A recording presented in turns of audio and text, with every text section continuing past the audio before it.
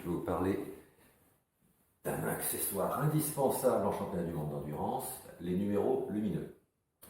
Les numéros lumineux, ceux-ci viennent d'ici, de chez Blindé.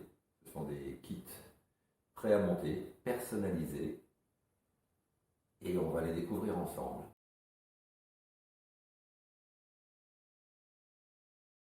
Vous pouvez voir ici donc la moto du team Moto 1, qui m'a été gentiment prêtée par eux. Moto du team qui appartient à Pierre Chapuis. La moto est préparée par son chef d'atelier de la concession, qui est du coup le chef mécano du team, monsieur Fabien Delorme. Fabien a choisi de monter nos plaques. Nos plaques, ce sont des kits qui se montent directement sur la carrosserie, qui ont été moulés par-dessus les carénages.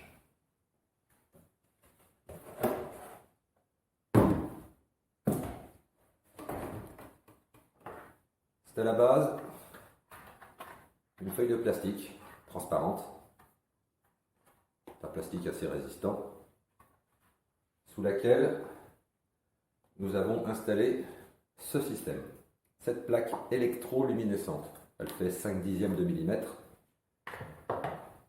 Il est très important d'utiliser ces supports car la forme est légèrement truquée.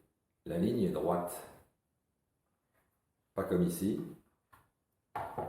car la plaque accepte d'être cintrée dans ce sens-là, mais pas dans les deux. Ce n'est pas possible. Donc, on prend un support, on colle la plaque dessous, et par-dessus, tout simplement, le vinyle. Vous voyez ce que je veux dire?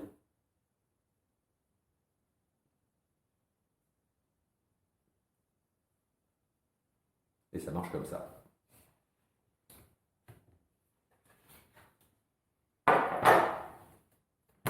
La plaque électroluminescente est alimentée par des rubans en cuivre qui transmettent le courant qui vient d'un transformateur. Ce transformateur celui-ci peut alimenter deux plaques, celle de l'avant et celle de l'arrière. Mais on peut utiliser un modèle beaucoup plus petit qui, lui, ne peut alimenter qu'une seule plaque. Alors, Fabien, lui, a choisi d'utiliser le faisceau d'éclairage que j'avais créé en 2016 qui permettait d'avoir un transformateur au centre de la moto et par un réseau de fil électrique qui allait à l'avant et à l'arrière de la machine, d'alimenter la plaque avant et la plaque arrière. Et tout ceci était pris sur la même alimentation que le feu rouge. Car le règlement vous autorise, pendant les ravitaillements, à garder les plaques et le feu rouge allumés. Pour une raison très simple, leur consommation est si faible qu'il ne peut pas y avoir de problème électrique créant des étincelles, donc un risque d'explosion avec les vapeurs d'essence. Les phares, eux, sont très puissants et donc il pourrait y avoir un problème explosif, tout simplement, il n'y a pas d'autre mot. Alors, à la question, combien ça consomme? On va regarder tout de suite. 13 volts, c'est la tension moyenne d'une moto de nos jours. 0,18 ampères. Une plaque, deux plaques et un transformateur. 0,18 ampères, pour ceux qui ne sont pas habitués à parler en ampères, nous allons prendre une calculatrice. Le calcul est très simple.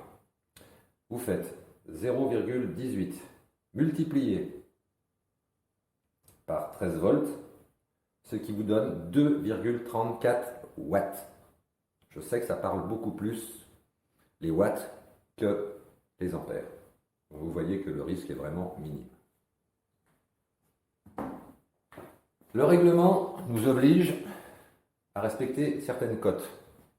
140 mm de haut, 80 mm de large un espace d'1 centimètre et 2,5 cm au minimum pour le chiffre. Vous verrez ici qu'on est un peu en dessous. Ça, c'était pas grand-chose. Si le contrôle technique de la FIM n'était pas d'accord, il aurait été très facile de mettre un mini coup de cutter ici.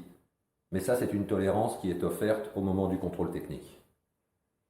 Si vous essayez de proposer des numéros beaucoup trop petits ou déformés au contrôle technique, ça ne passera pas. On ne peut pas jouer avec ça, ils sont très intransigeants.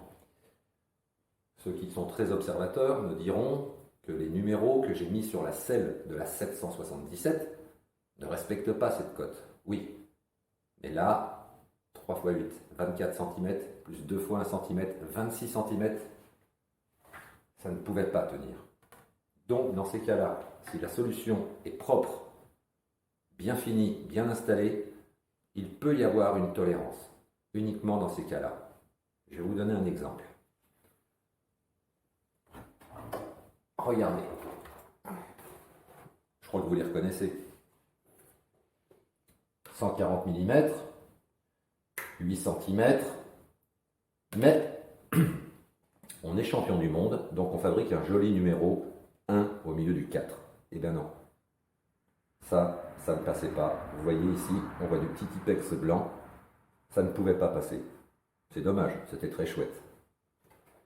Là, c'est un système à LED. Ça tombe très bien. Ici, c'est un système électrolumineux. Bien souvent, on me dit, ton système, il est un petit peu cher. Bien, moi je vous dirais que c'est faux. C'est le plus cher à l'achat. Mais dès la première chute, c'est le moins cher. Ici, ils ont installé des petites LED. Le mécano responsable de ça m'a confié que c'était un travail de titan. Ça durait une éternité pour faire quelque chose de propre. Regardez dedans, c'est vraiment infernal. C'est vraiment un boulot de fou.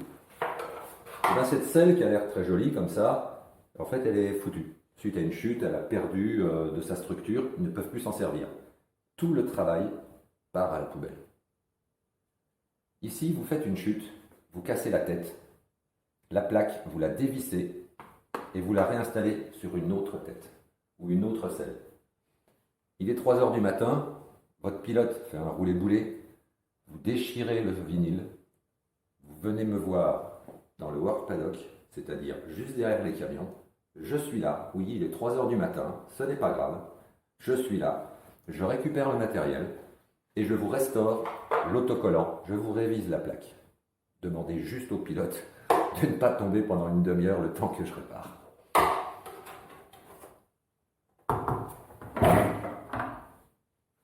Que vous dire de plus? Que le transformateur, parfois, crée des polémiques, car c'est un système, ici, rendu 12 volts, 13 volts, et ressort, ici, du courant alternatif à haute tension. Alors, haute tension, on va voir tout de suite ce que c'est. Je vais brancher un voltmètre. Voilà. On va se piquer dessus. On allume. Et qu'est-ce qu'on voit? 254 volts. Personne n'en mourra. Je ne mettrai pas les doigts, car ça fait un peu comme un petit taser. Vous voyez ce que je veux dire? Voilà, ça pique un petit coup, mais sans plus. Au dos du transformateur, il y a une petite notice que bien souvent, qui n'est lue par personne, qui précise qu'il ne faut pas déconnecter et reconnecter la plaque quand le transformateur est sous tension. Pour une raison très simple, dans un si petit volume, on arrive à transformer le 13 volts en 250 volts et en alternatif. Au moment où vous rebranchez la plaque, si le transformateur est alimenté, la hausse de tension fait brûler les composants. Voilà.